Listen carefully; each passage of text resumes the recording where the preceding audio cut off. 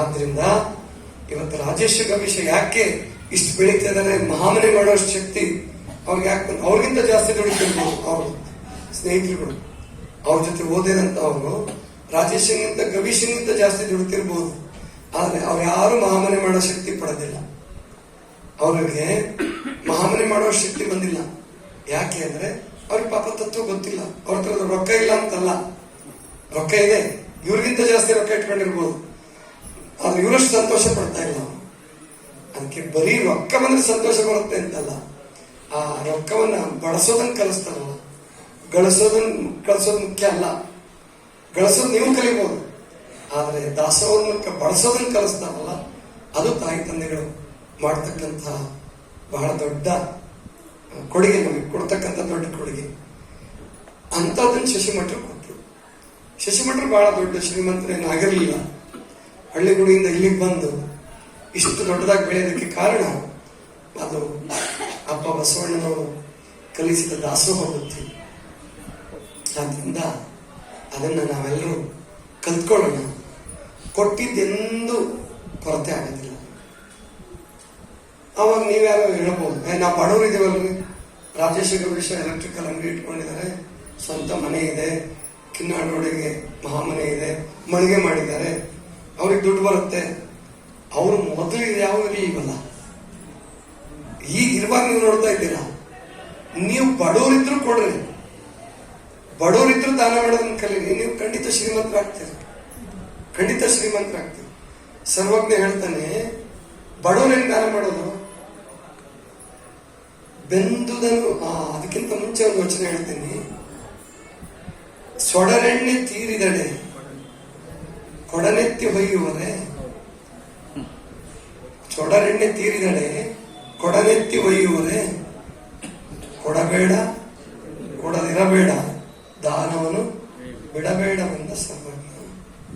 ನೀನ್ ದಾನನ ಕೊಡ್ತೀನಿ ಅಂತೇಳಿ ಗುಡಿಸ್ಲೇ ಬಿಟ್ಟು ಹೊರಟೋಗ್ಬಿಡ. ಮುಂದೆ ಕಾಯ್ಕ ಮಾಡ್ಕೊಂಡ್ಬಂದು ಉಳಿತೀಯಲ್ಲಿ ನೀನು, ಉಳಿಯಕ್ಕೆ ಗುಡಿಸ್ಲೇಬೇಕು, ಮನೆ ಬೇಕು, ಮನೆ ಬಿಟ್ಟು ಹೊರಟೋಗ್ಬೇಡ. ಅವ್ ಹುಚ್ಚಾಗೋಗ್ಬಿಡ್ತೀಯ, ದುಡಿಯಕ್ಕೂ ಅಲ್ಲ ಅವಾಗ. ಮನೇಲೇ ಇರು, ಒಂದೇ ಸಾರಿ ಎಲ್ಲದೂ ಕಳ್ಕೋಬೇಡ, ಆದ್ರೆ ಕೊಡೋದ್ ಬಿಡ್ಬೇಡ. ಎಷ್ಟು ಅದ್ಭುತ ಸರ್ವಜ್ಞ ಅಂದ್ರೆ, ಅವನ್ ಬಸವಣ್ಣನ ಬೆನ್ನತ್ತಿಕೊಂಡೆ ಬೆಳೆದವನು ಸರ್ವಜ್ಞ. ಆದಿಗುರುರಾಯನು ವೇದಿಸಿ ಲಿಂಗವ ಕೊಟ್ಟ ಮೂದೇವನೊಡೆಯ ಮೂಜಗದ ಕರ್ತನು ಆದಿಗುರು ಬಸವ ಸರ್ವಜ್ಞ. ಅಲ್ಲಿ ಅವನ್ ಬಸವಣ್ಣನೇ ಗುರು. ಅವನು ಹೇಳೋದೇನಂದ್ರೆ, ಸೊಡರೆಣ್ಣೆ ತೀರಿದೆಡೆ, ಒಂದು ದೀಪದಲ್ಲಿ ಎಣ್ಣೆ ಮುಗಿದೋದ್ರೆ ಯಾರಾದ್ರೂ ಕೊಡದಿಂದ ತಗೊಂಡು ಎಣ್ಣೆ ಹಾಕ್ತಾನ? ಹೊರಳೆ ಅಂತಿರ್ತಿದ್ರು, ಅಥವಾ ಚಮಚ, ಸೌಟ್ ಅಂತಿರ್ ನೀವು, ಅದು ಎಣ್ಣೆ ಸೌಟ, ಅದ್ರ ಉದ್ಧರಣೆ, ಅದ್ರಲ್ಲಿ ತಗೊಂಡು ಆ ಥರದ್ರಲ್ಲಿ ತಗೊಂಡು ಹಾಕ್ತೀವಿ. ಹಂಗೆ ಸಣ್ಣದಾಗಿ ಕೊಡಪ್ಪ, ನೀನು ನಿನ್ ಕೈಲೇನು ಒಂದೊತ್ತಿನ ಅನ್ನ ಕೊಡಕ್ಕಾಗತ್ತಾ? ಅಷ್ಟು ಬಂದವನಿಗೆ ಕೊಡೋದು ಸಾಕು. ನಿನ್ ಜೊತೆ ಉಳಿಸ್ಕೊಳಕ್ಕೆ ಗುಡಿಸ್ಲಾರ ಕೊಡುವುದು ಬಿಡಾರವನು. ಉಣ್ಲಿಕ್ಕೆ ಅನ್ನ ಕೊಡೋದಕ್ಕೆ ಉಳ್ಕೊಳಕ್ಕೆ ನಿನ್ ಜೊತೆ ಉಳಿಸ್ಕೊ, ಆಮೇಲೆ ಕುಡಿಯಕ್ಕೆ ನೀರು ಕೊಡು. ಅದೇ ನಿನ್ನ ದೊಡ್ಡ ದಾನ. ಒಬ್ಬ ರಾಜ 1000 ಜನರಿಗೆ ಊಟಕ್ಕೆ ಇಕ್ಕೋದು ಒಂದೇ.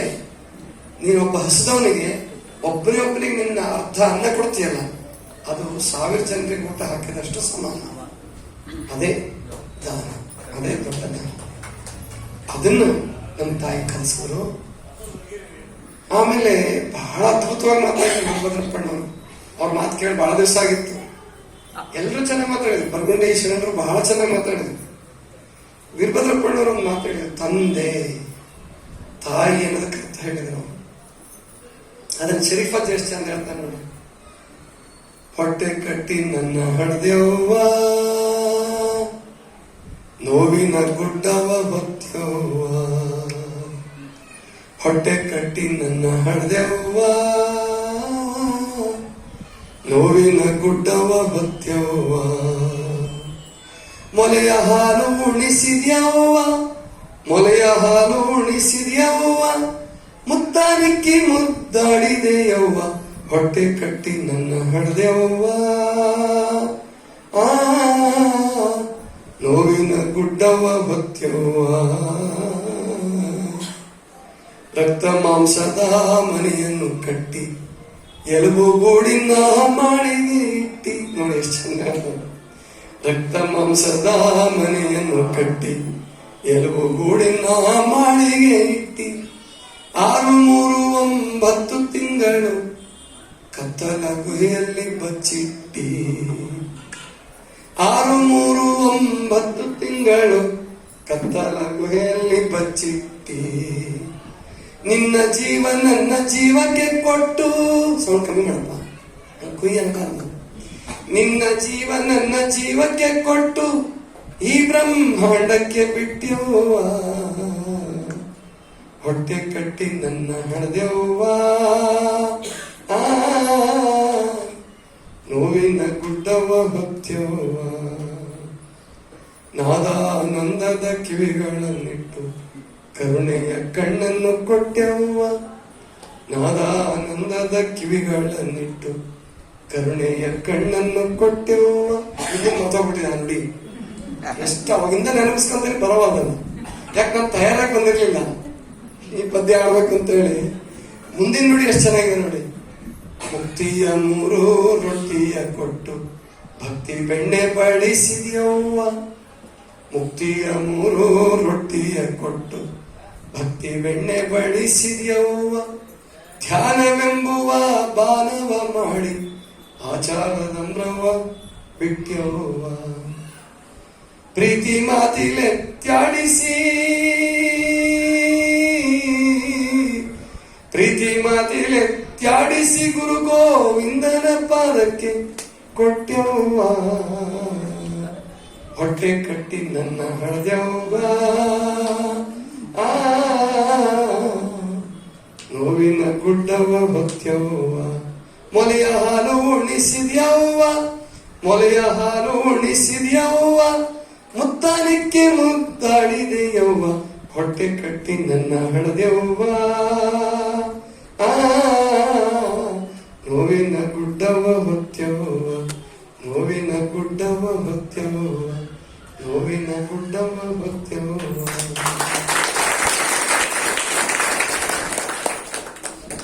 ಬರೀ ಶರೀಫರದ್ದು ಬಹಳ ಅದ್ಭುತ ರಚನೆ ಇರ್ತದೆ ಅದು ಅವರ ಅನುಭವಗಳು ರಕ್ತ ಮಾಂಸದ ಮನೆಯನ್ನು ಕಟ್ಟಿ ಎಲುಬುಗೂಡಿನ ಮಾಳಿಗೆ ಇಟ್ಟಿ 6 3 9 ತಿಂಗಳು ಕತ್ತಲ ಗುಹೆಯಲ್ಲಿ ಬಚ್ಚಿಟ್ಟು ಈ ಯವ್ವ ರಕ್ತ ಮಾಂಸದ ಮನೆ ಕಟ್ಟಿದಾಳ ಇಲ್ಲ ಎಲುಬುಗೂಡಿನ ಮಾಳಿಗೆನೂ ಇಟ್ಟಿಲ್ಲ ಆಕೆ ಏನು ಮಾಡಿಲ್ಲ ಏನಾದ್ರು ಮಾಡಿದಲ್ವಾ ಈ ಮೂಗಿಲ್ ಜೋಡಿಸಿದವ್ರು ನೀವ ಕಣ್ಣಿಟ್ಟವ್ರು ಕಿವಿಟ್ಟವ್ರು ನೀವ ಅಲ್ಲ ಹಾಗಾದ್ರೆ ಯಾರು ಮಾಡಿದವರು ಅದೇ ಮಹಾಲಿಂಗದ ಶಕ್ತಿ 6 ಶಕ್ತಿಗಳನ್ನ ಹೇಳ್ತಾರೆ ಶರಣರು ಇಚ್ಛಾಶಕ್ತಿ ಜ್ಞಾನಶಕ್ತಿ ಕ್ರಿಯಾಶಕ್ತಿ ಆದಿಶಕ್ತಿ ಪರಾಶಕ್ತಿ ಚಿಚ್ಛಕ್ತಿ ಆದಿಶಕ್ತಿ ಅಂತಲೂ ಬಳಸ್ತಾನೆ ಅಂದ್ರೆ ನಮ್ಮ ಕೆಲಸ ನಡೀತಾ ಇದೆಯಲ್ಲ ಹೊಟ್ಟೆ ಒಳಗೆ ನೀನು ಮಲಗಿರು ಊಟ ಮಾಡು ಎದ್ದಾಡು ಓಡಾಡು ಏನಾರ ಮಾಡು ಆ ಮಗು ತಯಾರಾಗ್ತಿದೆಯಲ್ಲ ಆ ಮಗು ತನ್ನಿಂದಾನೇ ತಯಾರಾಯ್ತಾ ಇಲ್ಲ ಅದಕ್ಕೂ ಗೊತ್ತಿಲ್ಲ ನಿಮಗೂ ಗೊತ್ತಿಲ್ಲ ಗೊತ್ತಿಲ್ಲದಂಗೆ ಕೆಲಸ ನಡೀತಿದೆಯಲ್ಲ ಅದೇ ಶಕ್ತಿ ಅದೇ ಮಹಾಲಿಂಗದ ಶಕ್ತಿ ಅದೇ ಬಸವ ಶಕ್ತಿ ಗೊತ್ತಾಯ್ತಲ್ಲ ಅದಕ್ಕೆ ಬಸವಣ್ಣ ಎಲ್ಲ ಮಾಡೋದು ಬಸವಣ್ಣ ಅಂತ ಹೇಳ್ಬಿಡ್ತಾರೆ ಶರಣರು ಇನ್ನು ಶರಣರಷ್ಟು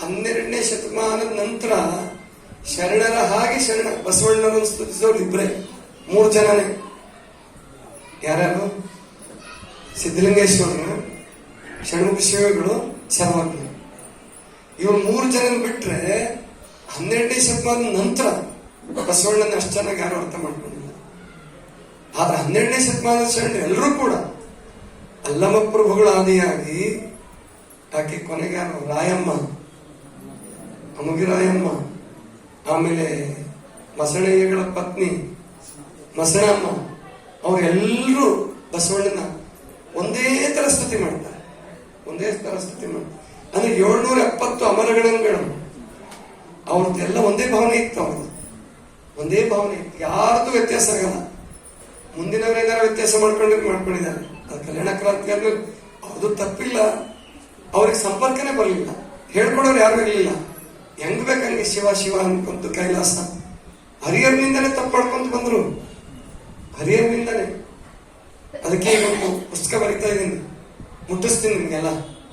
ಕಲ್ಯಾಣದಲ್ಲೇ ಬಿಡುಗಡೆ ಇಟ್ಕೋಬೇಕು ಅಂದ್ಕೊಂಡಿದೀವಿ. ಅದು ಬಸವಣ್ಣ ಶಕ್ತಿ ಕೊಡ್ಬೇಕು. 1 ತಿಂಗಳು ಪ್ರವಚನ ಇಟ್ಕೊಂತೀವಿ ಆ ಪುಸ್ತಕ ಬಿಡುಗಡೆಗೋಸ್ಕರನೇ. ಕಲ್ಯಾಣದಲ್ಲಿ ಅನುಭವ ಮಂಟಪೋತ್ಸವ ಹೋದ ಸಾರಿ ಪಾದಯಾತ್ರೆ ಹೋಗಿದ್ವಲ್ಲ, ಈ ಸಾರಿ ಉಡುತಡಿಯಿಂದ ಬಸವ ಕಲ್ಯಾಣದವರೆಗೂ ಪಾದಯಾತ್ರೆ ಮಾಡ್ಬೇಕಂತ ಇತ್ತು.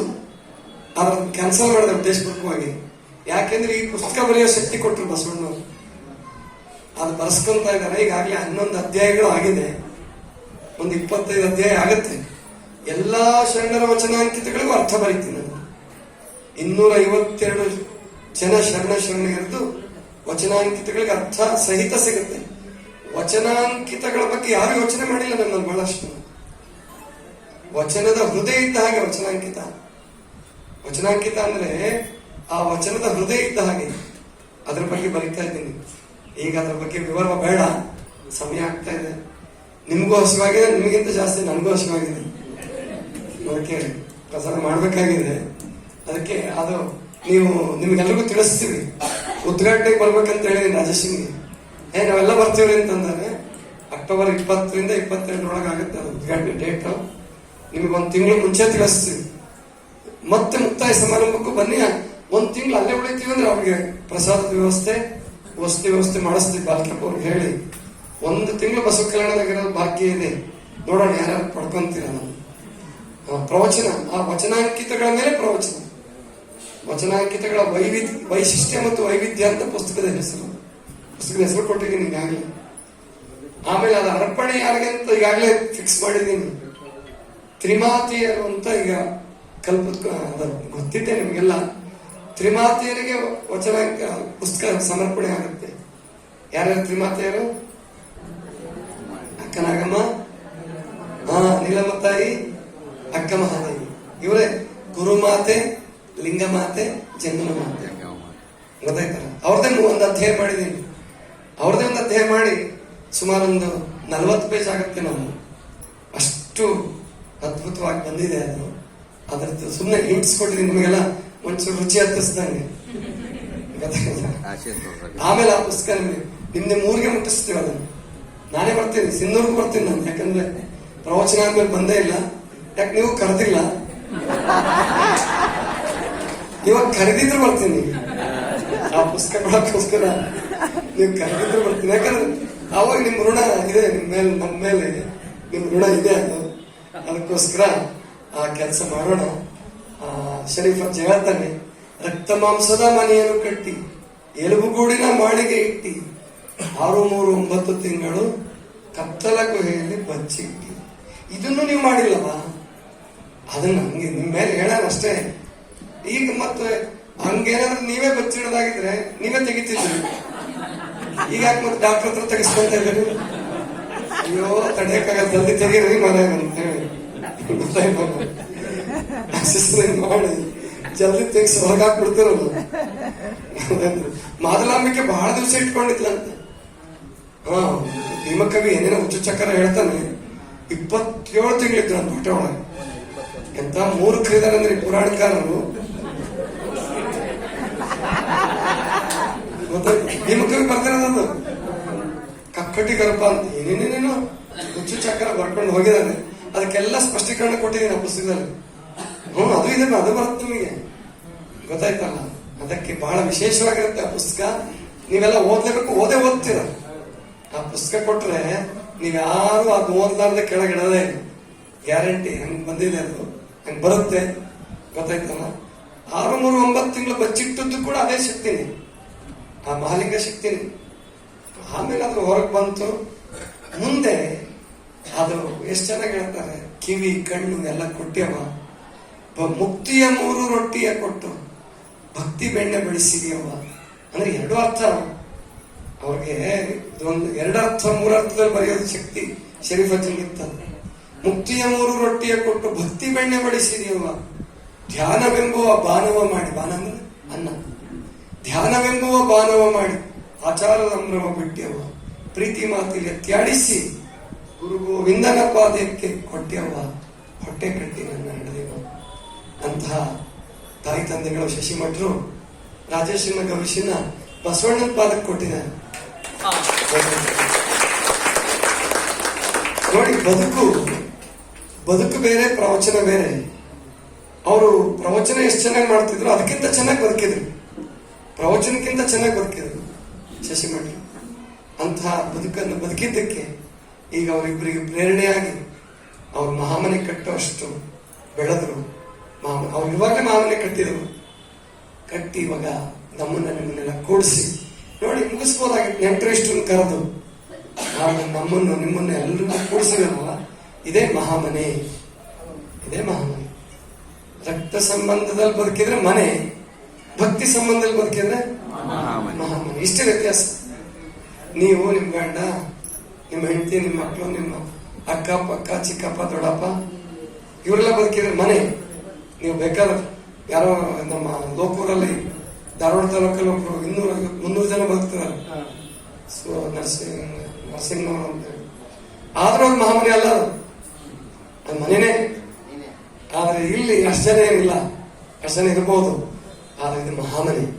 ಗೊತ್ತಾಯ್ತಲ್ಲ, ಬಸವಣ್ಣ ನಮಗೆ ಕಲಿಸ್ಕೊಟ್ಟಿದ್ದು ಮಹಾಮನೆಯ ರೂಪದಲ್ಲಿ ಬದುಕಪ್ಪ ಅಂತ.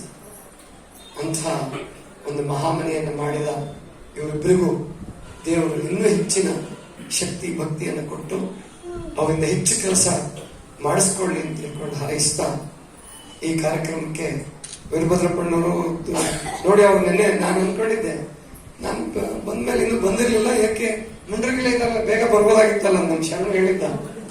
ಅವ್ರು ಮತ್ತೆ ಸಿನ್ನೂರ್ಗೆ ಹೋಗಿ ಇವ್ರನ್ನೆಲ್ಲ ಕರ್ಕೊಂಡ್ಬಂದ. ಅದಕ್ಕೆ ಅವ್ರಿಗೆ ಆ ಬಳಗ ಹಂಗೆ ಇದೆ. ಅದು ಎಲ್ಲಿಗೋದ್ರು ಹೇಳ್ತಿರ್ತಾರೆ ನಮ್ದು ಶರಣಬಸಪ್ಪನವ್ರು, ಎಲ್ಲಿಗೋದ್ರು ಅಣ್ಣವ್ರು ನಮ್ಮನ್ನು ಬಿಡಂಗಿಲ್ರಿ, ನಾವೆಲ್ಲ ಒಟ್ಟಿಗೆ ಹೋಗೋದ ಒಟ್ಟು. ಬಹಳ ಸಂತೋಷ. ಅದೇ ನಿಜವಾದ ಶರಣ ಬದುಕು. ಅದನ್ನ ನೀವೆಲ್ಲ ಬದುಕ್ತಾ ಇದ್ದೀರ. ಎಲ್ರಿಗೂ ವಿಶ್ವಗುರು ಬಸವಣ್ಣನವರು ದಯಾಮಯನ ಅಂತ ಪರಮಾತ್ಮ ಸನ್ಮಂಗಳವನ್ನು ಉಂಟು ಮಾಡಲಿ ಅಂತ ತಿಳ್ಕೊಂಡು ಹಾರೈಸಿ, ಇದಕ್ಕಿಂತ ಇನ್ನೇನು ಹೆಚ್ಚು ಮಾತಾಡೋದು ಬೇಡ, ಎಲ್ರಿಗೂ ಶುಭವಾಗ್ಲಿ ಅಂತ ಹೇಳಿ ನನ್ನ ಮಾತುಗಳನ್ನು ಮುಗಿಸ್ತಾ ಇದ್ದೀನಿ.